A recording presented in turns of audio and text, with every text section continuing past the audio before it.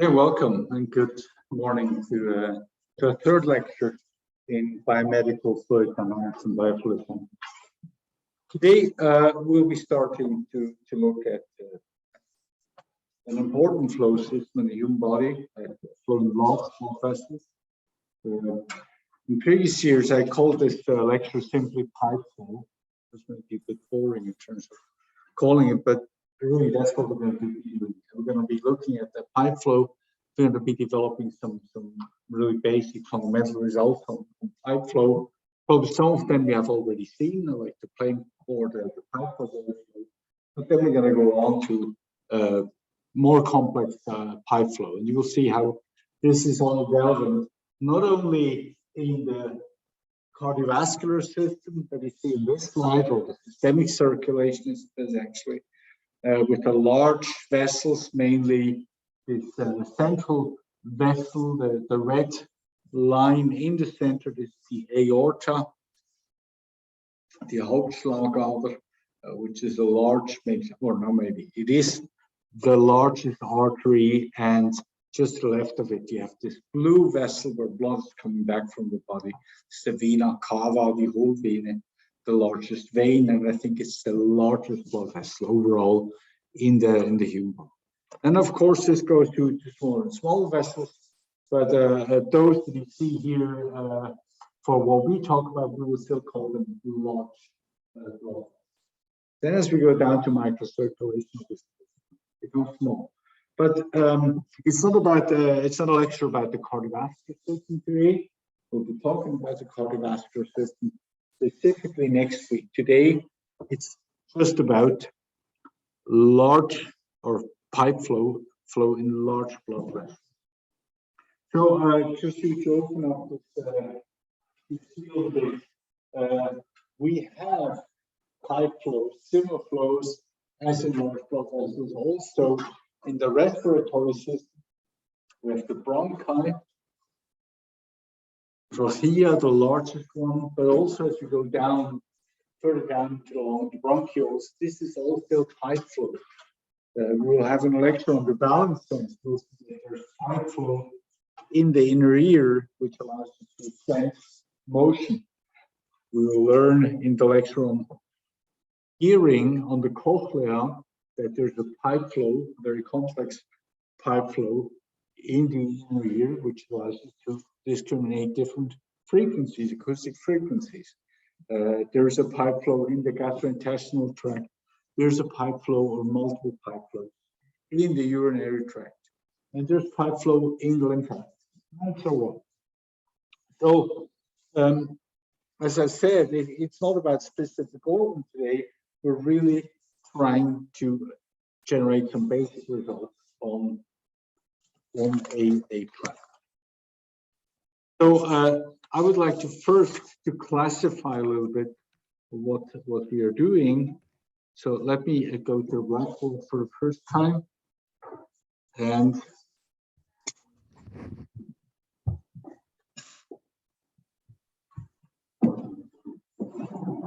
let's define the pipe flow, or let's see if we can classify a pipe flow.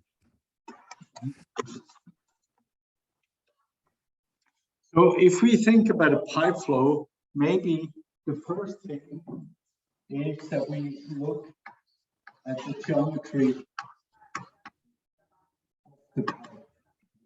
So how can we classify the geometry of the pipe?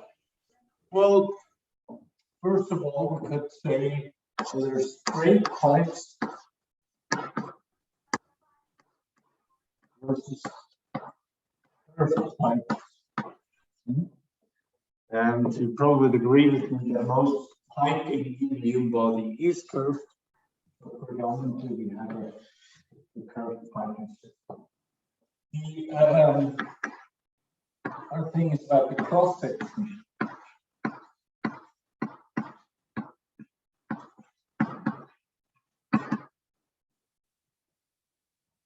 In most blood vessels, especially in the arteries, and also most other pipes in the human body, the cross section is circular. Why? Well, mainly because the blood is under pressure. The vessels are pressurized, so they attain a circular shape. There are exceptions in the veins, for instance. They can collapse. There's also other vessels, other pipes, for instance, the gastrointestinal tract is constantly moving. But circular is probably what we have most of the time. Another thing that can happen with the cross section is not so much the shape, but it's the cross-sectional area. Many vessels are tapered. The aorta, close to the heart, is larger than the aorta in my abdomen. It's tapering maybe a few millimeters. Maybe we have 25 millimeters diameter close to my heart, and maybe only 20 down in the abdomen. So it's tapered.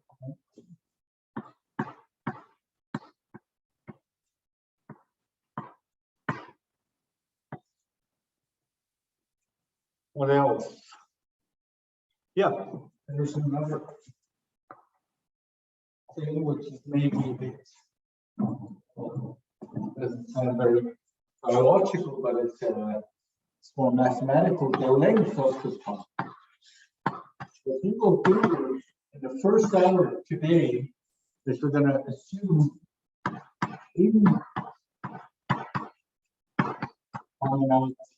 infinitely long pipes. That makes it easier, of course.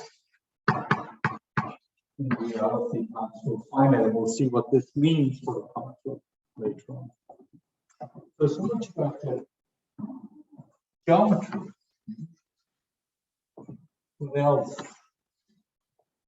Let's say the media, let's say the fluid and the tissue, the fluid inside the pipe, and let's say the tissue of the pipe itself. No? So why do they need tissue? Well, most of the tissue in the human body is the soft tissue, right? Blood vessels, for instance, like soft tissue. So they can either be rigid, maybe a bony canal, or they can be soft. Most of the time we'll have to deal with soft parts. Fluid can be non-nutrition, or it can be Newtonian. We have talked about this last week. We have seen that blood under certain conditions can be considered quasi-Newtonian. Yeah, that's what we'll do today. What else? Yeah. With tissue, geometry, and then the third group of criteria is the quality of the flow itself. How can we classify the flow? Well, the flow can be steady and it can be unsteady. Especially in the artery, we have a very unsteady flow, right? The heart is pulsating. We have to deal with unsteady flow. And I think that's the last criteria.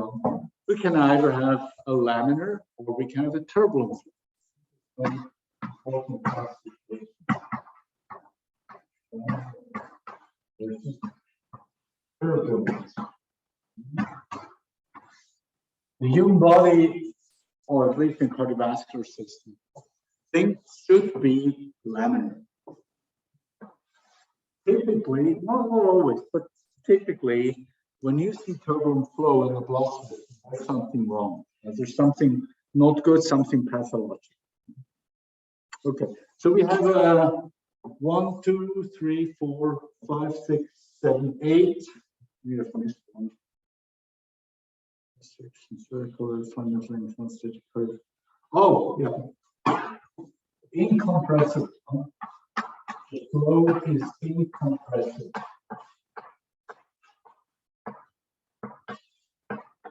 Versus compressible, but in almost everything, or actually everything that we use in this whole course, we will assume the flow to be incompressible. So the density rho is a constant. This is actually a very safe assumption. Compressibility effects do not really play a role in the biomedical flow. So we have 9 criteria, and they could be either or. And so far I underlined the criteria which are, let's say, predominant or come up most often in the human body. But what we do first, when we will now derive Poiseuille flow.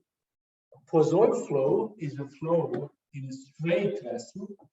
It's a flow with circular cross-section, not tapered, non-tapered. It's actually a flow in an infinitely long pipe. It's a flow with a rigid wall. It's a Newtonian flow. It's a steady flow. It's a laminar flow and incompressible flow. You see, we're not like with straight versus curved, with infinite versus finite. There's a few things which are not really satisfying the condition in the human body. Nevertheless, Poiseuille flow, as it is maybe the most fundamental result for black hole. Well, it is the most basic result. It's still very instructive to go through this derivation. We'll see that we can derive most specializations, like what's happening in the curved pipe, what's happening in the finite pipe, what's happening in the soft pipe. That's something we'll do next week. What's happening with turbulent flow, that we'll do in 2 weeks and in 3 weeks. Unsteady, we'll do second hour today, and so on. So we start off with Poiseuille and then start generalizing the flow. So let me get back to the slides here.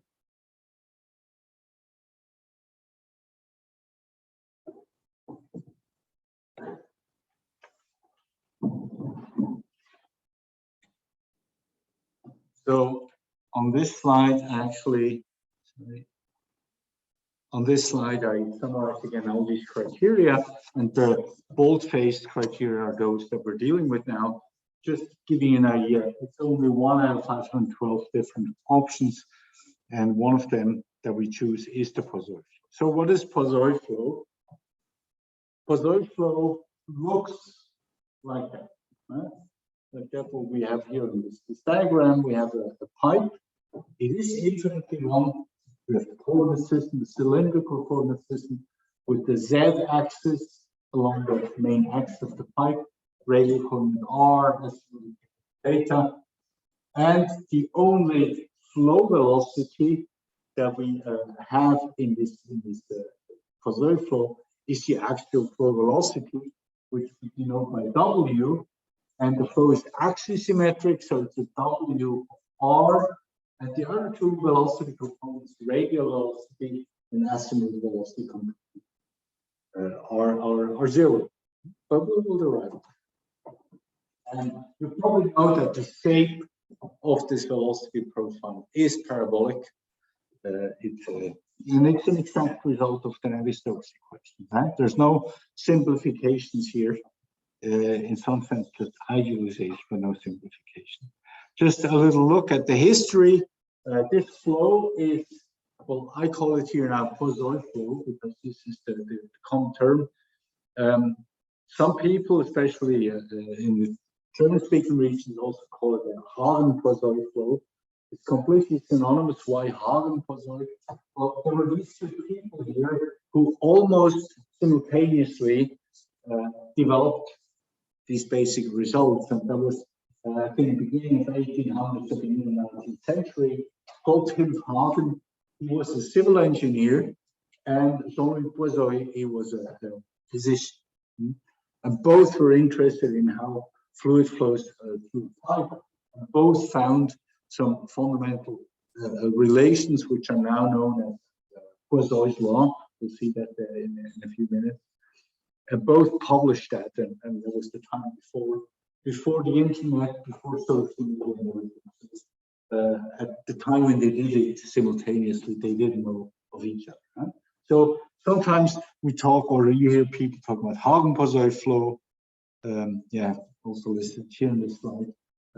Some people just talk about pipe flow and they mean Poiseuille flow. I will mostly just talk about Poiseuille flow, and then I mean pipe flow. There's also a plane Poiseuille flow if you are not in a pipe just in 2D between two plates. But this is the Poiseuille flow that everyone talks about. Okay, so in order to find the solution, find this parabolic solution, we are solving the Navier-Stokes equations, and I would like to go ahead and do that with you. You will obtain lecture notes, which I'm still working on, sorry about that, with this whole derivation in it. But follow me, you can take notes, but you should also find everything in lecture notes that will be handed out to you as soon as possible. So let me go back to the blackboard.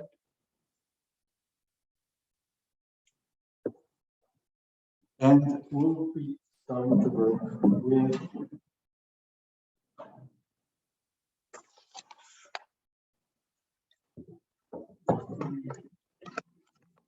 with the Navier-Stokes equation to actually find a solution for the pipe. So let me just copy again the diagram with the axis Z and with the main velocity W acting in this direction. With the radial point R and the azimuth angle, sorry, theta. Okay. Before we write down the actual equation, there's a few statements we can make about this flow, some basic assumptions. And these are assumptions on the symmetry. And the symmetry properties of that flow. So what do we know before solving any equation? What do we know about this flow? Well, one thing that we know is that the flow is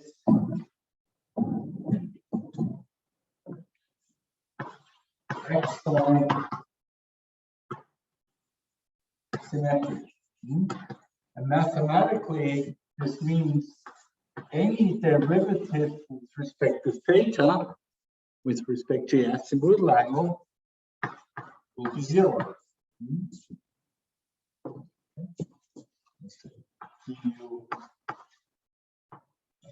U is the vector of all the velocity. There's certainly one statement we can make. The second statement, and that is now very closely related or immediately related to the fact that we're looking at an infinitely long pipe. What does this mean mathematically? If it's infinitely long, there's no distinct position in X. I mean, you can move in X, but there's no beginning and no end. So there's not really a notion of being somewhere in the path. Everything should be the same, right? It's not possible that the flow is increasing because they would increase into infinity. So what this means is that we have a translational symmetry or translational invariance.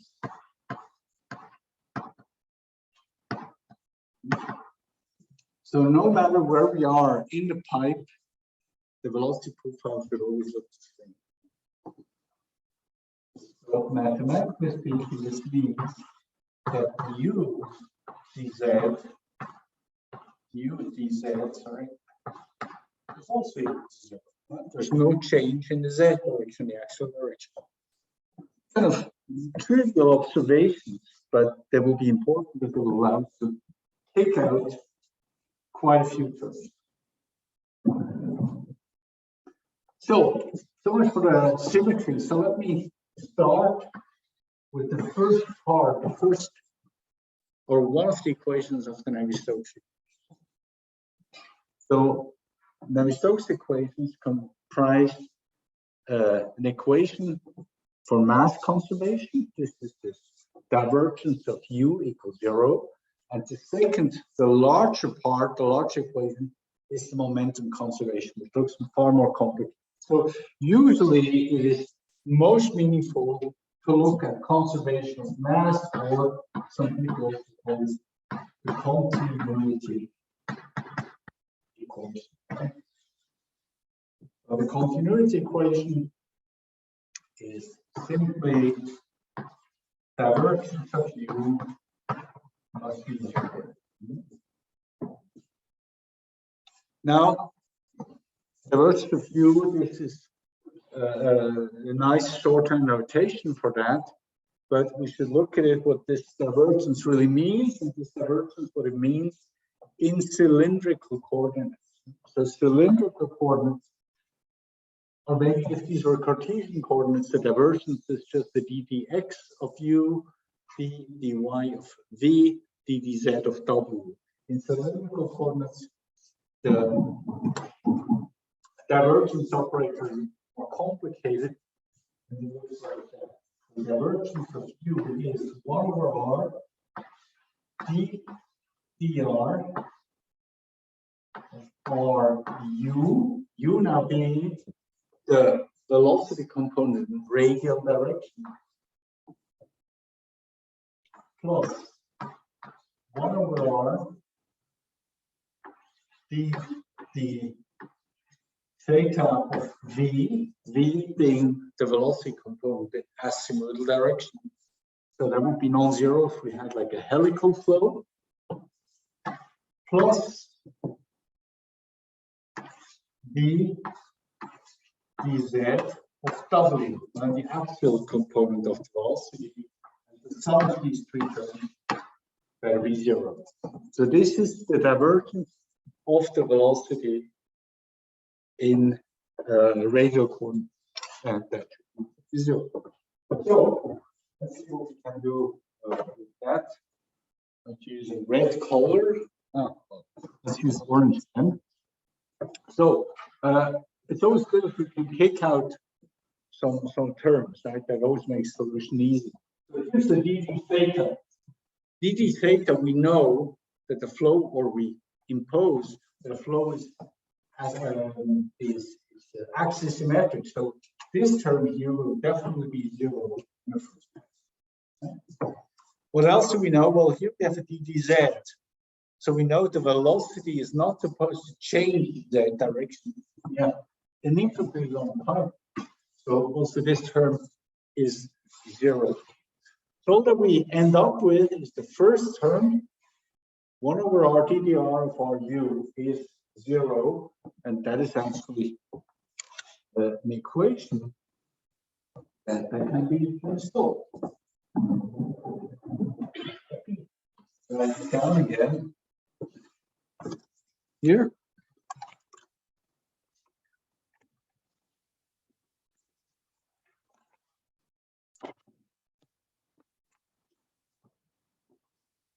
So what remains is the 1 over r dr of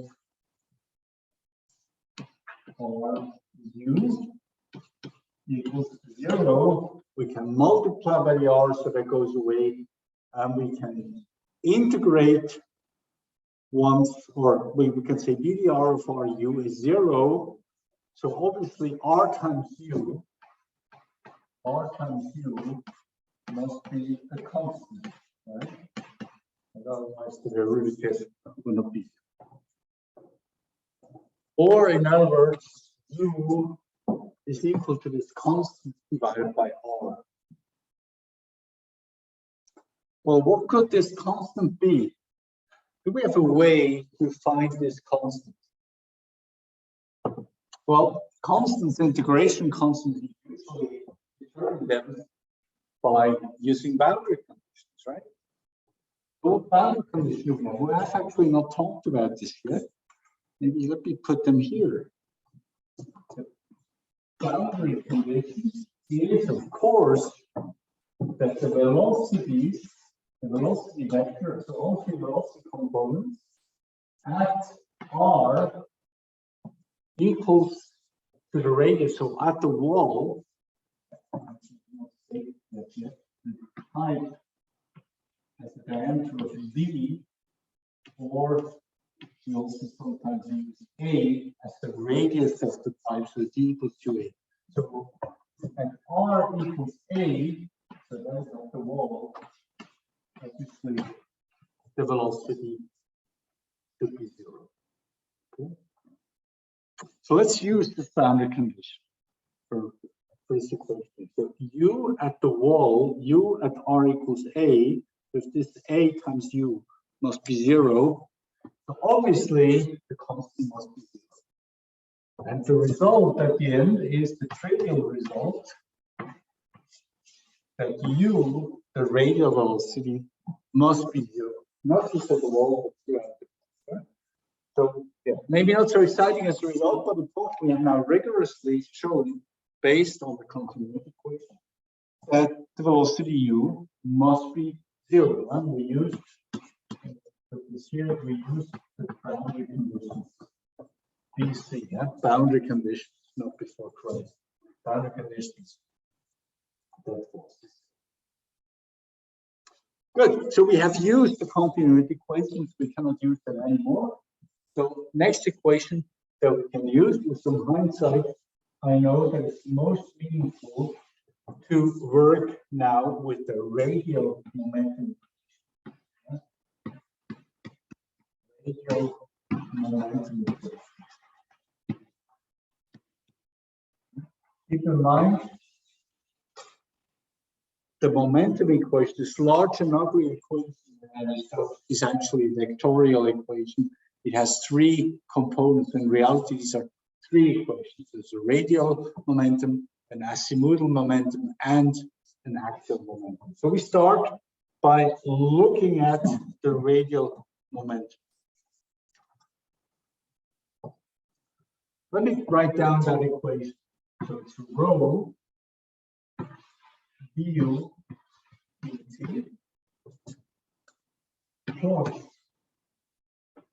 rho u vector times gradient of u being the u component, right? That I'm gonna write the vector and the all 3 components and use just the radial component equals to minus dp dr.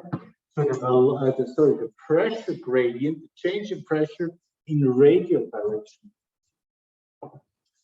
plus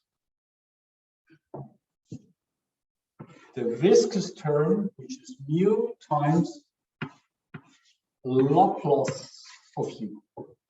So this is the radial momentum equation. We can take the red orange chalk to get rid of a few terms. Actually, we can get rid of a lot of terms. Everywhere we have the u in it, because we have shown previously that u must be 0. That one is 0, and obviously also here, the gradient of u makes the whole term 0. dPdr we don't know, but definitely we have no contribution here from this term as Laplace of u. So all that we remain with, if we end up here, is this equation, dP dr equals 0. What does this mean? It means that the pressure is not changing in the radial direction. Neither it is changing in azimuthal direction because we're in an axisymmetric configuration. So what this immediately gives us is the second result, and that is that P is only a function of Z. It could also be a function of time, but we're looking at steady flow for now.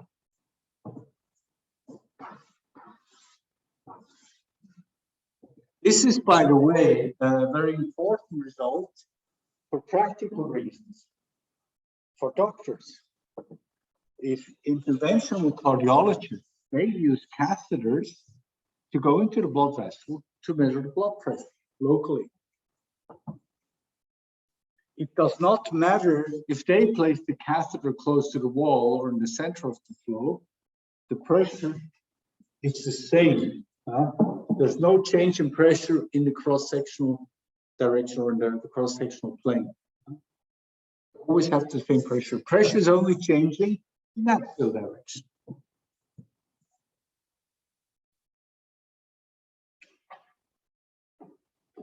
So that was the second main result. We have used now the radial momentum equation. And let me move over to the next blackboard and the next equation. So we used radial. Yeah, we could also use the azimuthal, but I spare you that in the lecture notes. You will find that there's not that much that comes out, except you will find that the azimuthal velocity is also 0. V will be 0, but that's actually not so interesting. Let me just go on with the axial momentum equation. For the axial momentum conservation. So that's that part of the Stokes equation, which controls or balances momentum in Z direction. So this equation looks like this: rho dW dt plus rho, and this time I want to write it out. We'll not just write rho u vector. We'll really write out what all these terms are. And these terms are u times dW dr plus v 1 over r dW to theta. This 1 over r comes again because we're working in cylindrical coordinates. And finally, the W dW dz. This whole non-linear term, the second term in the Navier-Stokes equation, is written out for the axial that is equal to the pressure gradient in z direction, dp dz, and I now write this real differential because we know p is only a function of z, dp dz plus the viscous term mu Laplace of w. And again, we use orange to get rid of some terms. First term, well, we don't really know yet anything about W, right? But we know that we're working with the steady flow. Right? Or we suppose we want to work with steady flow. So let's get rid of that one. That. This term here has a u in it, and we know that u must be 0. That one goes away. This term here has a dt theta in it. We know the flow is actually symmetric, but that one goes away. And finally, we have here a d dz, and we have our translational invariance. So that one goes away. Cool. Everything goes away on the left-hand side. The dp dz, we don't know, right? In actually, we'll see it's non-zero. And then we end up here with this Laplace term. So these are the only two terms that we end up with. And let me write that down. And bring the pressure gradient actually to the other side. dP dz equal to mu Laplace w, and now we write that with Laplacian in cylindrical coordinates. Actually, is mu times 1 over r sorry. In Laplacian, of course, there's derivatives with respect to z and with derivatives with respect to theta, right? But I don't even write them down because we know already that they're zero, right? Because axisymmetry and translation. So I only write down the part of the Laplacian which has DDR of the R. This is what is the radial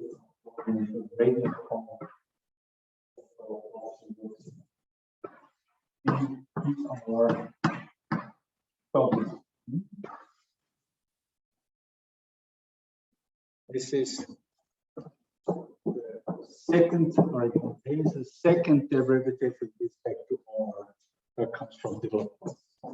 Second derivatives with respect to theta and with respect to z, there will be no each. Good. So, what do we have here? Well, we have an equation with something on the left-hand side, which we know is not a function of R. In R. That's correct. At the same time, on the right-hand side, we have something which is changing in R, or it can change in R, it could change in R. But we know that it's constant in Z, right? That's the velocity W. It's not changing in Z.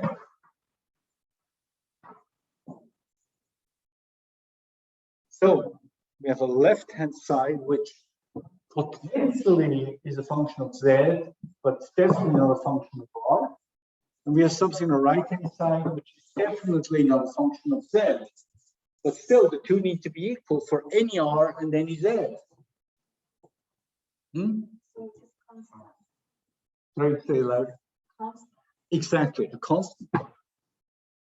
This must be a constant. That's the only solution. Probably have seen this in calculus 3 integration, no, not sorry, not integration, but parts, but separation of variables. That's what the method is called. That's exactly logically separation of variables, right? So we know this must be a constant. So we know dpdz, the pressure gradient, the change of the pressure must be constant. The pressure is decreasing linearly or increasing. Well, it will be decreasing, right? But it's a linear change of the pressure in Z direction. That's a really good result coming out of solving Navier-Stokes. So let's accept that dpdz is a constant. It's a value. And we could give it, say, call it G. G for gradient, pressure gradient. So if we know that this is constant, well, then we can solve this equation for W, right? Because we know, well, everything here must be equal to a constant, which happens to be pressure gradient.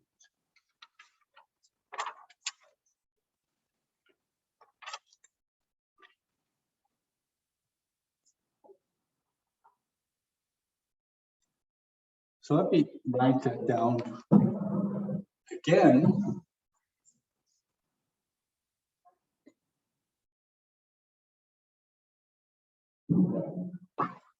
We have 1 R dpr R dW dr equals to 1 over U dp dz, which is essentially popular word. So this equation we need to solve. because, well, we already know that W is only a function of R. Yes, please.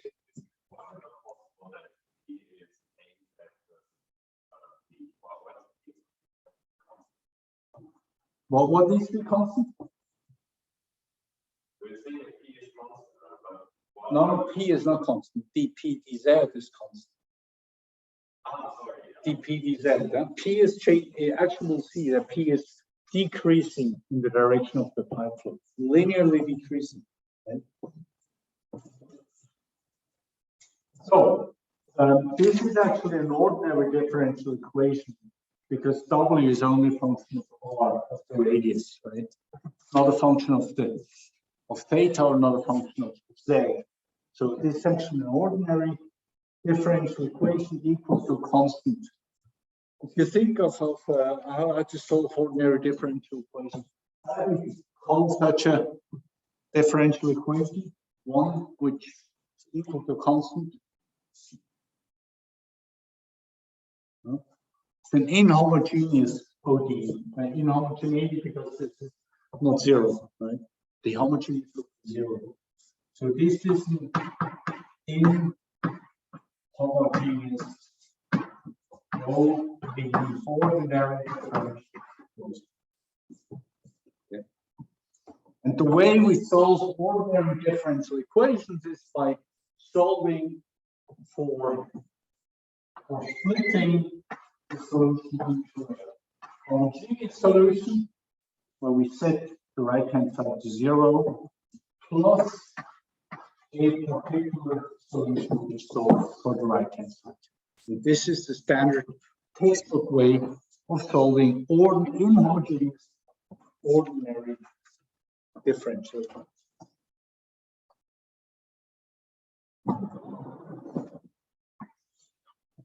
So let's do the first part for the inhomogeneity or the inhomogeneous solution.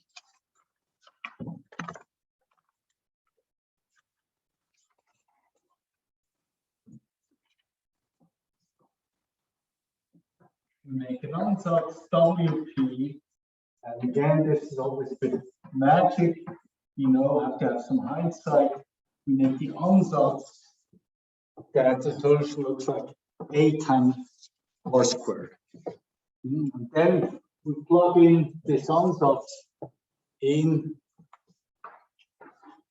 our equation. So we have 1 over R, dr, R, d, dr, and now this is only A R squared,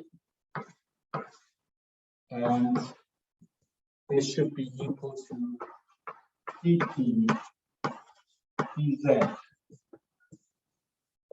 And you can actually go through these derivations. dr of AR squared is 2AR times R, so 2AR squared.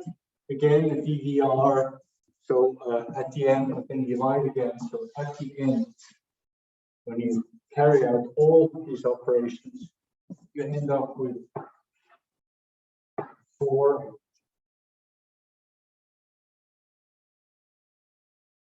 A.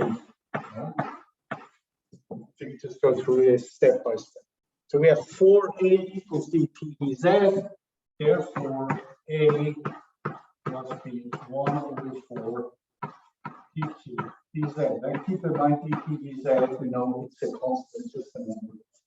Okay, so we have the particular solution, it's 1 over 4 dp dz times R squared. Second, we solve the homogeneous part of the equation. So solving homogeneous means solving equation dr R dr of W H indicating that's the homogeneous solution is 0. And this is how you solve for the homogeneous solution. And again, it's not so difficult to actually solve this. You multiply the R, integrate with respect to R, and you end up with the solution WH equals C1. These are integration constants coming from the integrations here. Log of R, logarithm of R, plus an integration constant C2. This is the solution you obtain for the homogeneous. Let me finish that because it's not just another few lines. So we can take the break afterward.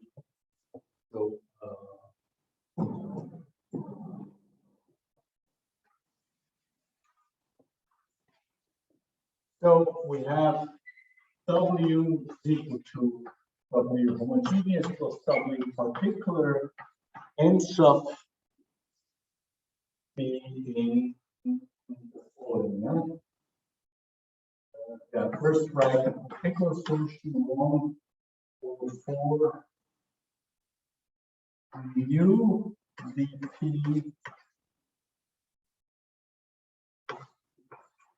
dz r squared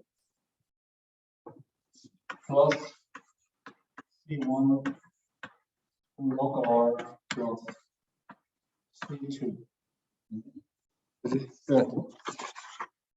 The solution that we have obtained, this is the velocity profile W in function of R. So we still have these two integration constants C1, C2. Again, we use the boundary conditions. So we have one boundary condition at the wall. At the wall, we know the velocity must be 0. And another one that we represent here. A wall must be 0. And we have another boundary condition. And well, it's not really a boundary condition, but it's the condition on the velocity on the solution in general. The velocity should be bounded. Right? It would not make sense to have infinite velocity. So we are requesting that the solution be bounded or not infinite. Well, at R0, what's happening? Well, the first term at R0 just becomes 0. That's bounded, right? The log R, what's happening to that? If R goes to 0, the logarithm goes to minus infinity. Yeah. So the condition of having a bounded solution immediately tells us that C1 should be 0. The second boundary condition can be used to determine C2, which is not that difficult to do, especially on the blackboard. We just end up with the final result. W of R. So we have determined that C1 is 0, and we have determined C2, the second boundary condition. So we end up with the final solution, which looks like that. 1 over 4 mu dp dz times R squared. So this is still the particular solution minus A squared. This is the constant C2. And this is our final result. We have derived the final result for Poisson flow, type Poisson flow, rigorously by solving Navier-Stokes. We obtain a remarkably simple result. Right? We see it's a parabolic velocity profile, right? The parabola in R. We see that as R goes to A at the wall, if you're A squared minus A squared, so the velocity is 0 at the wall. And well, you probably know that. I'm drawing this profile here. This central line here. We have a maximum at the center and of course 0 over R and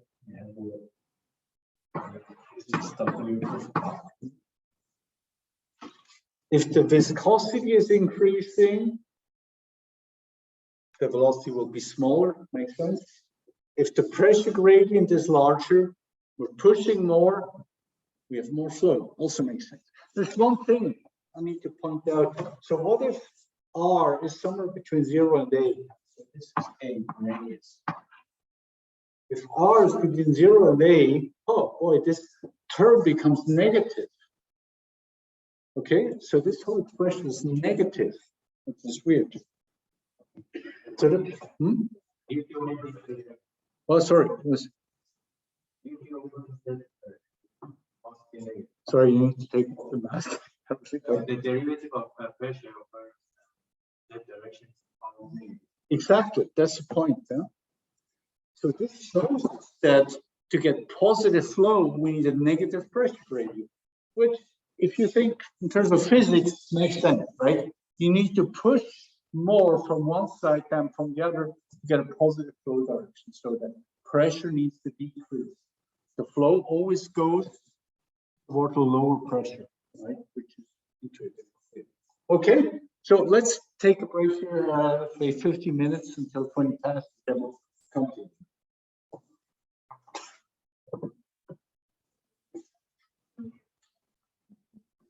All right, so let us continue with our lecture. We have derived the Poisson flow result from Navier-Stokes. That's quite cool. We are actually solving Navier-Stokes without making any simplifications, right? Mind you, we did not throw away terms because they're small or we neglect them.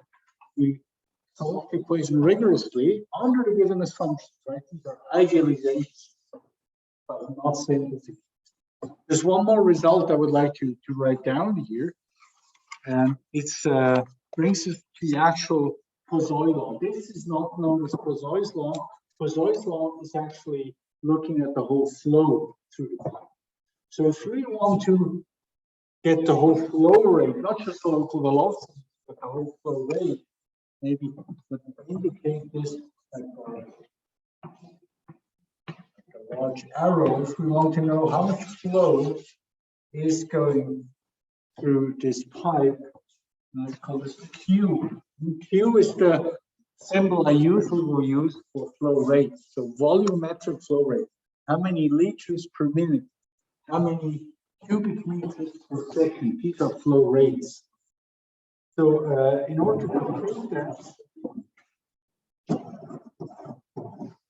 in order to compute the flow rate, you typically, you actually have to integrate the velocity in z direction over the whole cross section, A, cross section A. Now, because this is an axisymmetric flow, this can also be written like that. I'm sure you have seen this formula before. Q equals 2 pi from 0 to A being the radius of W R times R dr. And this is how you compute the volume under body of revolution and axisymmetric configuration. And you can plug in the W of R, you can multiply by R, and I'm sure you know how to integrate polynomials. But we're not going to do that together, just going to write down the final result. Q is equal to minus A to the 4th power times pi divided by 8 mu dt dz. And this here is the same Poisson law.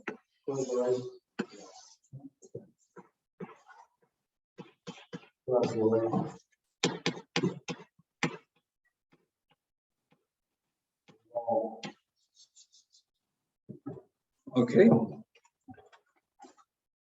Mind you, there's a minus sign here, for the reasons we talked about before. Pressure gradients are always negative for positive flow.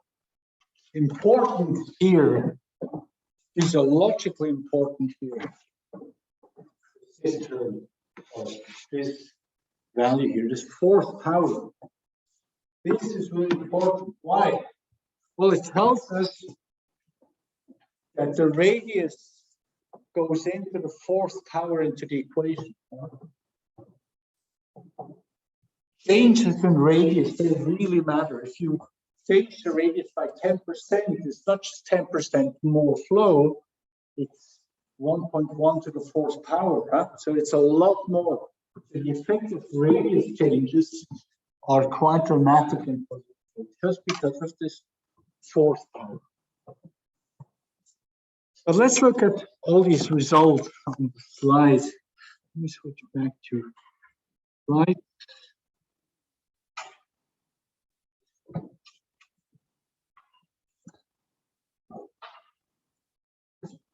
Yep.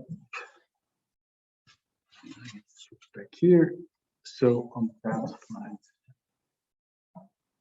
Do you have the slide on the Zoom?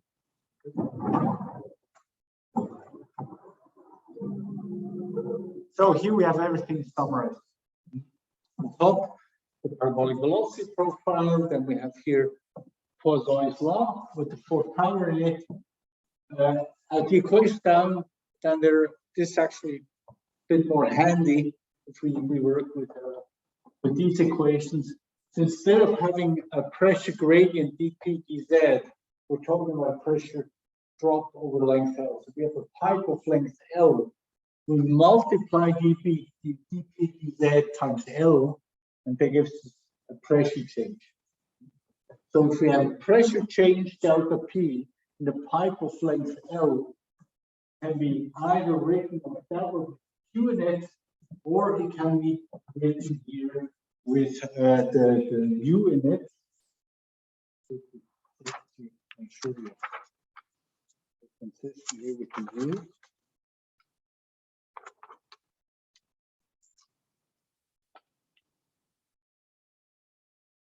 Yes, actually something I should mention here. The U naught is a matter of definition.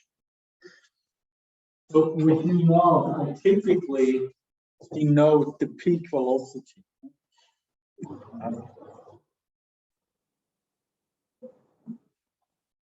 We have here the velocity profile. Yeah, I think it is. Yeah. So this is the velocity profile. And I call this your peak velocity. I call this U naught, sometimes U max.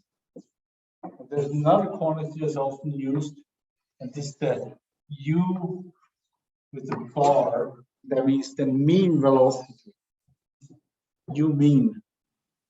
And it turns out that in this parabolic axisymmetric paraboloid, that's what it's called, U bar is just equal to U naught divided by 2. No? So the mean flow rate, or the no, not the mean flow rate, the mean velocity, the average velocity is just the peak velocity divided by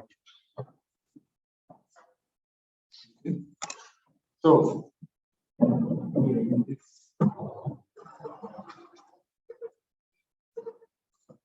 here, and on this slide, you have here the U naught. This would be a peak velocity. If you want to use the mean velocity, then you just have to put in a 2 U bar for the mean velocity. This is whatever you like. By the way, what's the typical pressure drop in the aorta? What is the typical pressure drop? So we have from the heart, we'll see this next week. From the heart, we generate blood pressures on the order of 100 millimeters mercury, or a bit more, 120 millimeters mercury. This is like the systolic blood pressure. If you translate this into Pascal, into SI units, you get about 15 kilopascal, 15,000 Pascal. That's the typical pressure. Just to get an order of magnitude, and that blood goes through the body and comes back to the heart, to the vena cava, through the whole vena, we're down at nearly zero pressure. So all the pressure is consumed in the body, right? To push the blood through your chest. So maybe let's do this new, like, let's go an example. I think it's important to do that, even if we may run out of time for the pulse flow, but I think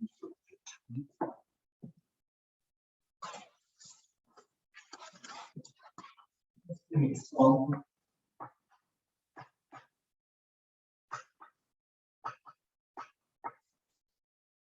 We have an aorta, the main artery of the body. We assume a length of 0.5 meters, which is reasonable.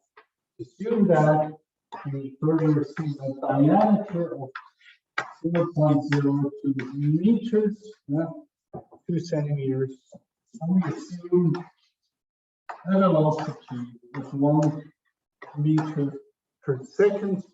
It will be a bit higher, maybe a bit lower, but just to get more down. And we assume blood viscosity of 4 times 10 to the minus 3 plus 5 seconds. Okay, so what's the formula on the slide? The pressure loss. So the pressure difference between beginning of the aorta to end of the aorta is equal to minus 4 L mu naught divided by a squared. That's just right. Let's just copy that from the slide. You have this other slide. Let's put in numbers. 4 times L is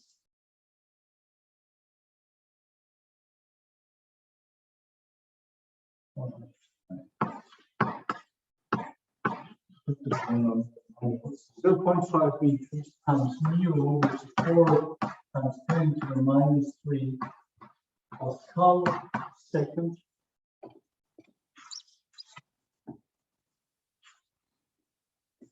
Times 1 meter per second divided by a squared. Now be careful, this is the diameter, so the radius is 1 centimeter, whereas it's 10 to the minus 4 meters squared. Let's check for the units. We have meter times meter, it cancels out, and this second cancels out, so we just end up with pascals, which is good. With delta P is equal to 4 times 0.5, that's 2, times 4, so that's 8, times 10 to the minus 3, divided by 10 to the minus 4, so that's 10, so it's actually 80 plus.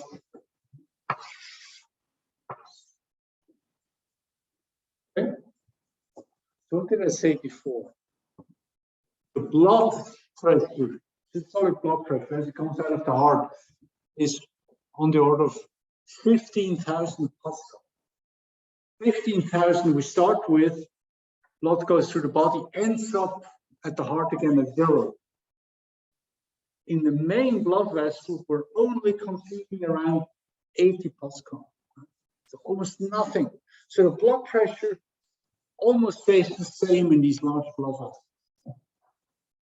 How is that? Well, again, this is this 8 to the 4th power. The real pressure loss, the real resistance is only in the small blood vessels. So all this 15,000 Pascal, they're being consumed, they're being used to push the blood through the small vessels. The large blood vessels, they do not really matter. You also need pressure for them, but it's not significant. Again, it's the power of the 8 to the 4. All the pressure losses, the vast majority of pressure losses are happening in the small vessels, not in the big ones. Keep in mind, of course, this is for Poiseuille flow. We'll see now, and what comes now, that the flow in the aorta is not a Poiseuille flow. but still, there's an order of magnitude, the result. The result is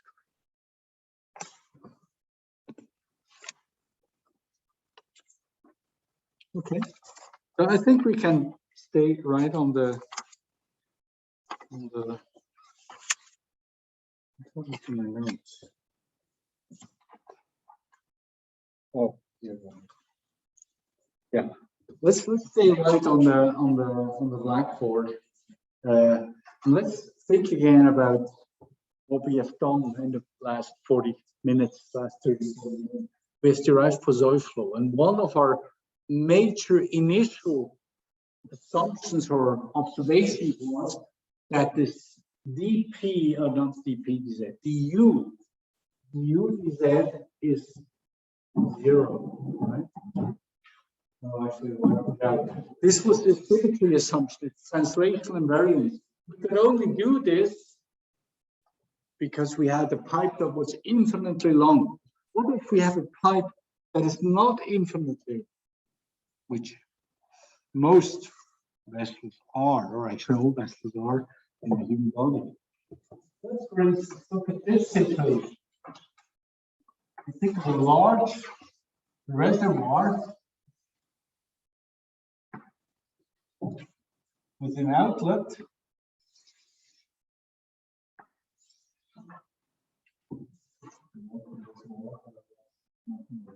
This was filled with fluid.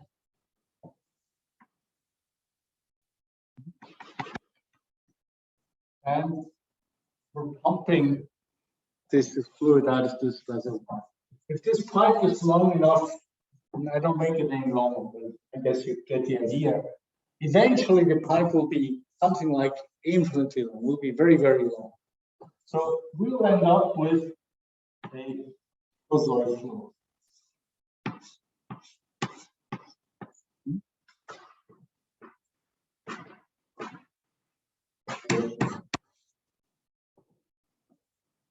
What's going on at the inlet? Well, if flow goes out here, it needs to come from somewhere. And if you were to look at this flow field in here, you would see that the flow comes in radially. And so you have something like a hemisphere where the fluid is streaming in from all sides. And eventually, at point 0 in the pipe, the flow does not yet know that there's a wall, that there's a pipe. It's agnostic of what's coming downstream. So in the beginning, it will be a rectangular velocity. Because the wall, it does not yet feel the walls, like one instance before the wall is started. So obviously there must be something happening, right? We must be going from this state to this state. There's something we can learn from mass conservation. We know if the peak flow here is called U0, then the mean flow, the average flow, is just half of it. So here, this is U bar. Obviously, if the cross section times the mean flow is the flow rate, so obviously here, when we have a constant velocity profile, this must be equal to U bar, right? Or it must be equal to U0 divided by 2. So we know that this velocity here compared to this velocity, the central line velocity, here goes from U bar to U0, which is twice as much. So the flow here in the center line, on the center line, will accelerate from U bar to U0, or twice U bar, and the flow along the wall will go down to 0. So it's a major rearrangement, and some fluid will have to come from the sides, which also means that there will be a radial flow, something which we could show did not exist in Poiseuille flow. So all these things, so the dw dz is not zero here. Also U, the radial flow velocity, is not zero here. So it's a completely different flow field from what we have in Borzoi. It's much more complex. And we actually wouldn't be able to solve it on Blackboard because we cannot make all these simplifications. So this transition from this rectangular flow profile to something which is quasi, or at least very close to quasi, it's an asymptotic process. This is what we typically call the entry region. The entry region is the length of the pipe, or the entry length. So it's called the entry length.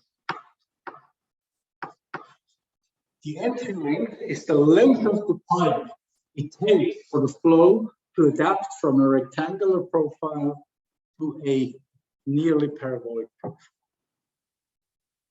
There are people who have studied that, experimentally, theoretically, computationally, and on the slide, I'm citing our, sorry, good idea.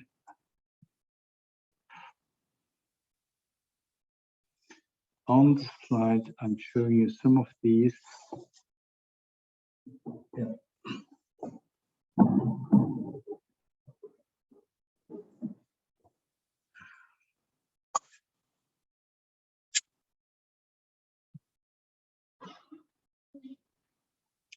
Okay. Right, still not good. Now, here we go. Okay, so this is like a drawing I took out of a paper from 1971 where they did a study on that. So here we have again the story about, yeah, sorry, I used U naught here. I should have used U bar. This is actually a mistake. Please correct that in the slide. And then they ran, yeah, they had approximate solutions, they had experimental data. What they actually found, and that's really the math for us, is this formula we have down here. No? The length of the entry region is given by this formula. The length Z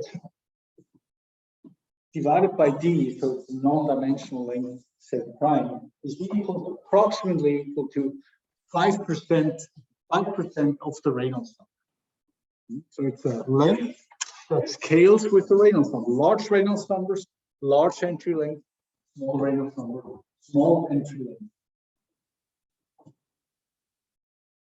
Let's do an example. What is a typical Reynolds number of the aorta? Any idea? What typical Reynolds numbers do we have? How much? Okay, 5,000. So what is 5% of 5,000? 1% is 50 times 5, so it's 250. So the entry length in the aorta would be 250 diameters. So the diameter, 2 centimeters. So 2 centimeters times 250, 500, 5 meters. The entry length in the aorta is 5 meters. Okay. Now the aorta itself is only about half a meter. So what does this mean? The aorta is too short, or the Reynolds number of the aorta is too high. The entry length is way too long. There will never ever be enough time for quasi flow to develop. Right? All is entry region. And if you were to go on to slightly smaller vessels like femoral artery, vascular artery, you'll find the same results. The first few generations of large blood vessels are all entry region. Right? The Reynolds number is so high, there's no time for quasi flow ever to develop. What about in the mitral circulation? What are typical Reynolds numbers there? No. Less than, far less than 1, right? A few hundred, something you have in small arteries. There you still have a bit of entry region. But in really tiny vessels, arterioles, capillaries, the Reynolds number is far less than 1. So 5% of less than 1 is even less. So the entry region is far less than the diameter of the vessel. Okay, so there's almost no entry region. So Poiseuille flow will develop almost immediately after whenever a vessel is starting. Okay, so again, it's this complete different story. Large blood vessel, all is entry region. Small blood vessels, no entry region or negligible entry region. Keep that in mind. That's an important thing to understand. Let's relax things a bit more. We went from infraquinone pipe to a pipe which is from an infraquinone pipe to a pipe which is finite, entry region. Let's do another generalization. So far, we only used straight pipes. But we know pipes are not straight in the human body. The most prominent U-turn in the human body is the aortic arch. So the aorta comes out, it goes up, it's called the ascending aorta, and then it makes a U-turn, 180-degree turn, it goes down. The heart here, the aorta comes out and does something like the 180-degree U-turn. Does this matter for the blood flow? What if we assume we came in with a Poiseuille profile or with a rectangular profile? Would this U-turn change anything in the flow? What does it do to the flow? To understand that, let me do a second drawing, or maybe a bit of a larger drawing, a bit more of a systematic drawing.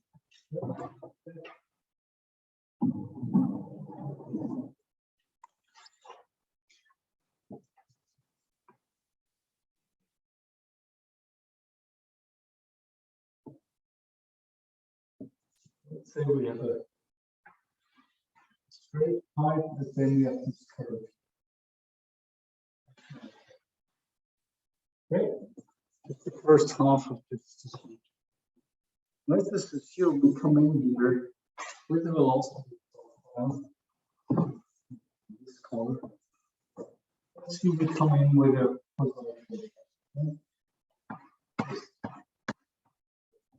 we have in the center. In the center, the flow field, we have fluid which is relatively fast, make this orange, and close to the walls, we have fluid which is relatively slow, so make this blue. Right?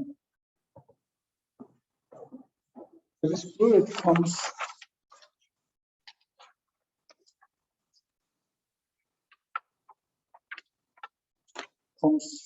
let me first do this.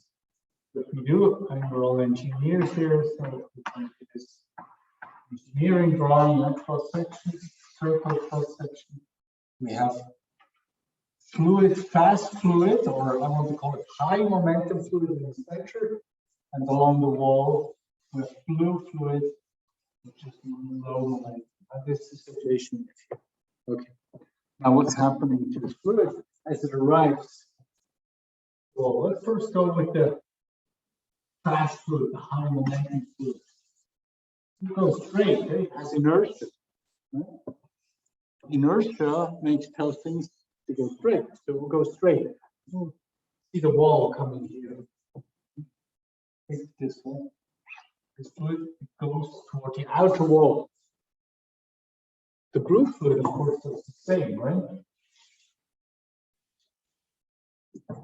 And definitely for the fluid on the outer wall, well, there's a problem. There's this red fluid, the high momentum fluid, which is squeezing in or closing a gap. Huh? So it's a bit like in Formula One race, where the blue in the middle just keeps going straight and cuts off the way for the blue one, which is not strong. Which one will win? Well, the strong one, the blue fluid, wins. The blue fluid is the high momentum fluid. It tells, well, I go my way, until the wall is stronger than the red fluid. So what does the blue fluid do? Well, it becomes difficult with the blackboard, but the blue fluid has no other way. Mind you, we're in a pipe, we're in 3D, it goes over or under this central stream of red fluid. So the situation we have here, if you do a cross-sectional view here, the situation is the following. The red fluid has a tendency to move the outer wall. So this is O, outer wall, and I, inner wall. Okay? The red fluid kind of shifts toward the outer wall, and the blue fluid has no other way to go than to move in. Huh? So the blue fluid does this in the cross section. Of course, both of them are still going forward, but in the cross section, this is the red fluid. So what do we end up with?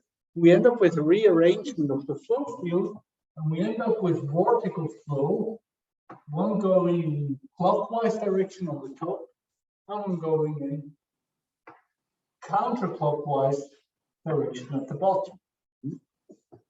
This is called a secondary flow. Secondary flow, why secondary? Because the primary flow is going in the direction of the pipe, in the actual direction. The secondary flow is happening in the cross-sectional plane. It's usually much slower than the primary flow. So secondary flow has this vortical arrangement, these two vortices, the pair of vortices, they actually have a name, they're called the Dean's vortices. Dean's vortices. It was Mr. Dean in the 1950s who described this for the first time. The velocity profile, which was explained parabolic in the beginning, will look different at this location. Why? Because high momentum fluid, fast fluid is transported to the outer wall, slow fluid is transported to the inner wall. So we have a skewed velocity profile.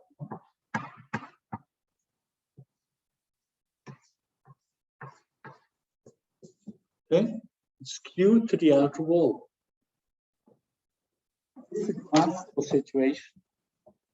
You have in a curved pipe.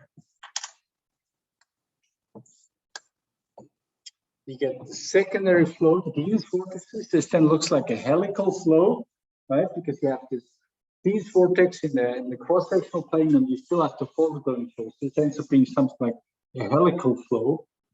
And you have a rearrangement of high velocity to the outer wall. Of course, the gradients at the outer wall will then be steeper. So you have more shear stress at the outer wall and less shear stress at the inner wall. Okay. So far, so good. So this is always happening.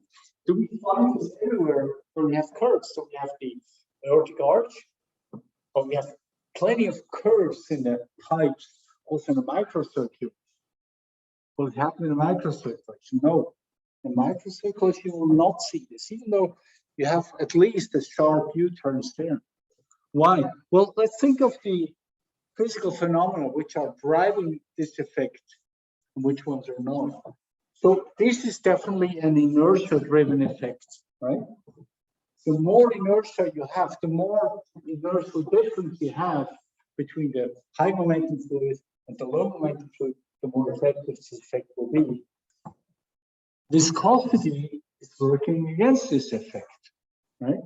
The more viscosity is always trying to mellow everyone down, trying to slow everything down. This rearrangement has to work against viscosity. So the more viscosity you have, the less you get this. Okay, more inertia, less viscosity increases the effect. What is this? Inertia over viscosity. We have seen this before, right? That's the Reynolds number. So this is a Reynolds number driven phenomenon. Not only, of course, also geometry driven, right? So it has to do with the Reynolds number plus with the sharpness of the fluid. And as it usually is in fluid mechanics, whenever someone finds out a new fundamental effect, they also find an associated non-dimensional number. Let me just go on. This slide here.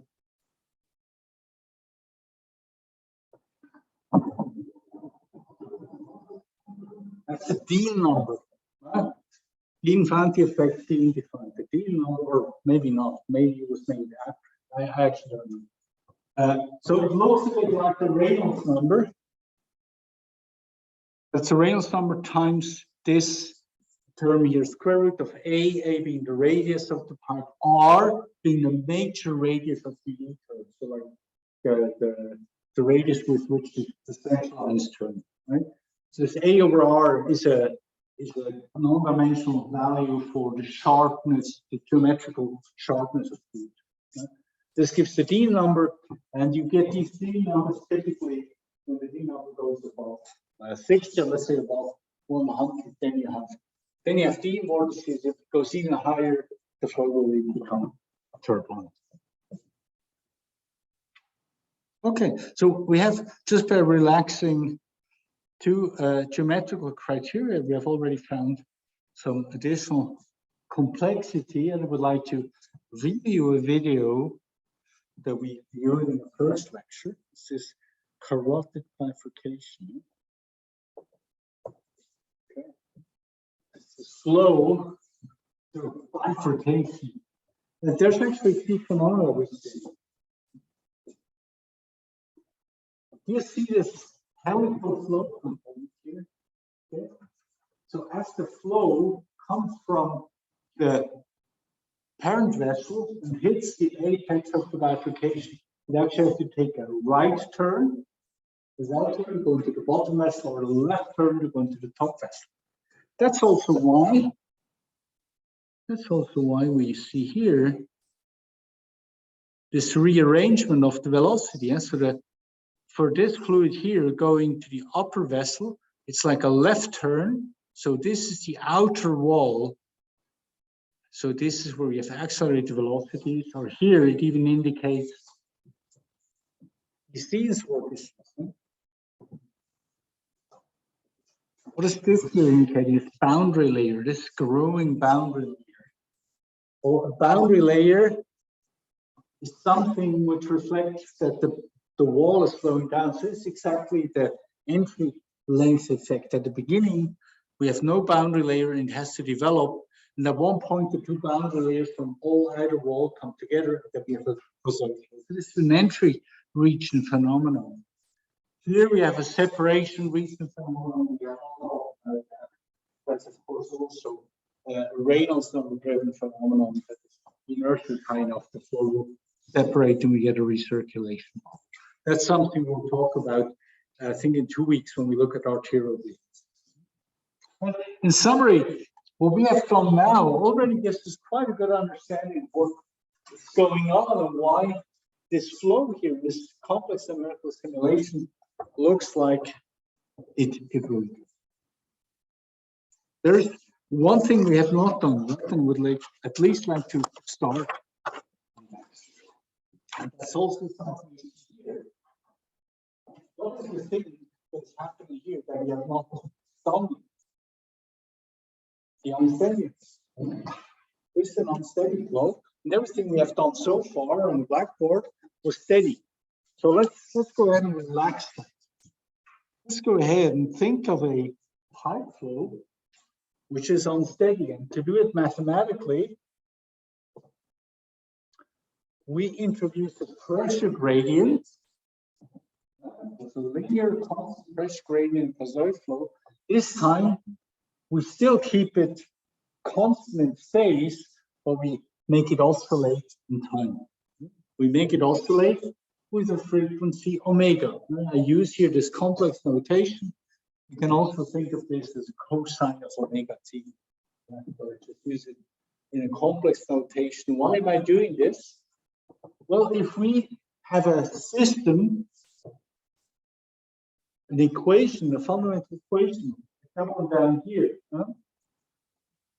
where one term, the driving term, is oscillating in time, and this system is linear. This is the same equation, by the way, that we had before in Poiseuille flow, except the first term here is new, the dw dt, the unsteady term. Go back in your notes, and you'll see the same equation, except that this term here, we said it's steady, let's forget about it. But now we accept that it's unsteady, or we assume it's unsteady. We introduce here this unsteady pressure gradient. Let me use so let me at least introduce the idea and show you some no, actually, no, it won't even be enough time to show you the basic idea. Let me just show you the results, because I think they're important. You can solve all that. You can even solve it on the blackboard. It takes a bit more time, and if you don't want to do this, in the lecture notes that I will hand out soon, as I said, this derivation is shown. It's not that difficult, actually, except that the result looks really ugly. So you don't get this Poiseuille profile. Nothing Poiseuille, nothing polynomials. You get these functions J naught. That's what the simplest J naught. So J naught stands for Bessel function. It stands for the Bessel function of the first kind. There's multiple kinds of Bessel functions, and it's the 0th order of the Bessel function of the first kind. That's very strange, but that's how you find it in books. You can find a lot of stuff on Wikipedia if you want to learn more about it. J naught is the 0th order Bessel function of the first kind. The red curve here, this is actually what it looks like. It looks a bit like a sine as the coordinate increase. What else do we have in here? Well, obviously the solution is oscillating also in time, right? We have an oscillating pressure gradient for the fluid is oscillating. That makes full sense. Mind you, this is so complex. So this is a complex number, so a complex amplitude. That means we can get phase shift. We'll see this in a second. And also, that's the fun thing I would like to show you on this slide. In this derivation, historically, this was a paper from 1955 by a guy called Womersley. When he derived that, he had this parameter alpha in here, which then was named after him, the Womersley number, and he used the radius instead of the diameter. Someone asked me why the Womersley number is with radius and the Reynolds number is with diameter. That's because of Womersley 1950. Chose to do so. It can create a bit of confusion. Okay, so this is a parameter which is inherently inside this solution. Let me show you results, because then everything should become a lot more clear. So I have a little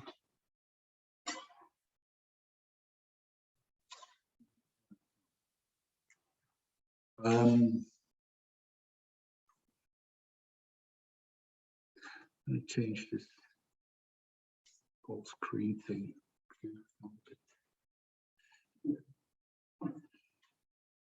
I have uploaded a MATLAB script, and you will also use this MATLAB script in the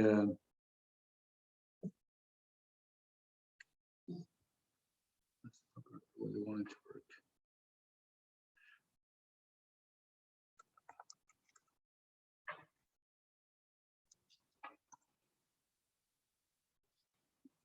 Okay, let's move this over and then you can see it.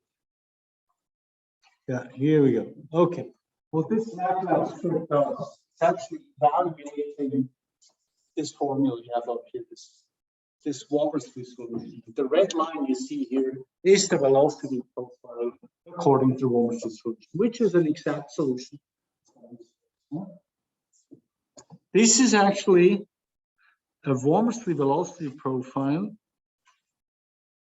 Trying to find my mouse again. Let me run it again. I don't see it online. Yes, of course. Sorry.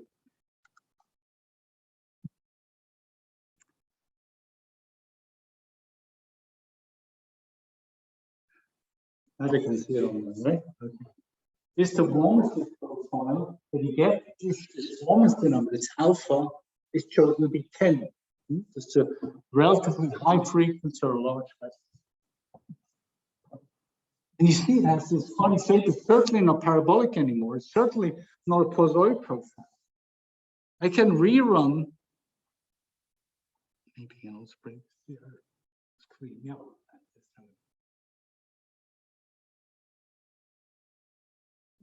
So if I do a Wormsley maybe of 50, okay, 150, that's how the script works. Okay, if I increase the Wormsley number, the profile looks almost flat in the center, and we have very steep gradients at the wall. That's more extreme. You could go to 100. 100 is something you might get in your ear when you hear high frequency.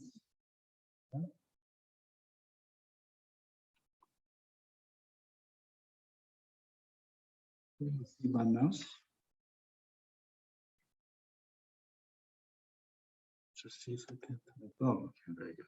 100. Okay, it becomes more and more extreme, right? It becomes more and more flat. What about this blue line? Well, the blue line, it's just illustrating what the pressure gradient is doing. So the blue line is suggesting in what direction the pressure gradient is pushing. You see the pressure gradient is pushing to the right now. Now the pressure gradient is starting to push to the left. And you see how the velocity is a bit behind. It actually, in terms of a full cycle of 360 degrees, it's almost 90 degrees or a quarter of a period behind. It's lagging. And this lag, actually, once it will go to infinity, you could show it's exactly 90 degrees behind the pressure gradient. So whenever the pressure is trying to push it right, until the fluid has realized it should go to the right, the pressure gradient is already pushing to the right. This for high velocity. What happens if we decrease the velocity? Right? If we decrease, we have seen it before, maybe for 1.5, the velocity profile was definitely not pozoid, but has some similarity, at least now, has some similarities. You also see that the lag is not so dramatic. It's following the pressure gradient a bit more close.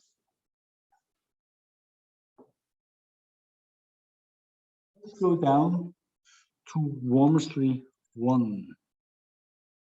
Okay. Okay. And we're almost at the pozoid profile. It's not exactly pozoid, and it's not exactly in phase, it's still lagging a little bit behind, but we're very, very close to pozoid. So apparently this Wormsley solution contains the pozoid solution. And it can be shown that if Wormsley goes to 0, asymptotically approaches 0, let me do this by maybe Wormsley 001. Asymptotically, it approaches exactly the Wormsley, the pozoid solution. So what does this mean? For Wormsley numbers 1 and smaller, even a pulsating flow behaves like a pozoid flow, which changes direction, but the change is slow enough that it adheres more or less to pozoid and is in phase with the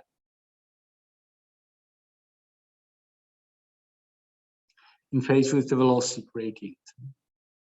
If Wormsley becomes very large, it's doing the opposite. How do I get back to this one? Like that. And like that. Yeah, for example here. Yeah. If we're going to very large velocity numbers, we're getting to nearly flat velocity profile, which is lagging 90 degrees. And we get these boundary layers here. And these thin boundary layers, they actually have a name, they're called Stubbs boundary layers. And the thickness of these boundary layers is decreasing. The higher the Wolfram number, the thinner these boundary layers are, also making a bigger gradient, a steeper gradient, making more friction. These flows, these high frequency flows have more friction. Low frequency flows have less friction. You can estimate the thickness of the boundary layer with 1 over alpha. The Wolfram number of 10 has 3 over magnitude. Wolfram number of 10 has approximately a boundary layer of 10% of the pipe radius. Wolfram number of 100, approximately 1%. The Wolfram number of 1 means everything is boundary layer for backup Poisson. So this is kind of how you can remember this. Yeah, this again shows the change from Poisson profile to the rectangular profile. This shows the phase lag, where the phase lag is going toward 90 degrees from 0 degrees for small Wolfram to nearly 90. Yeah, and what this here is showing is the increased drag. So the more we increase the Wolfram number, the less fluid we can push through pipe. What does this mean for a long pipe? If you have a long pipe, the high frequency oscillation at one end, this flow will be dampened out. If you have a low frequency oscillation, the fluid will pass through the pipe. So thin pipes work a bit like a low pass filter. High frequencies do not make it through the pipes. Low frequencies make it through. That's a problem, for instance, you want to measure pressures, high frequency oscillation. So oscillating pipe flow, this is stated here, has its counterpart in electronic circuits. It's a bit like an inductor or a coil. It's a low pass filter. The higher the Wolfram number, the higher the flow resistance. The more velocity lags behind, the thinner the Stokes boundary layer, and the flatter the velocity profile in the volcano. For small Wolfram numbers, we have a nearly parabolic velocity profile. We're asymptotic approximating Poisson flow, and we are in phase with the perfect gradient. And we will be talking about quasi-steady flow. So we will be checking Wolfram numbers. If it's 1 or less, we forget about any unsteadiness, and we just want it as a small. Last slide, last example. This is actually what you will look at in a homework assignment. This is from the original Wolfram paper, where he measured, I think it was in a dog, blood flow in an artery of a dog. He measured the pressure gradient, the first curve, and he measured the flow rate, the second curve.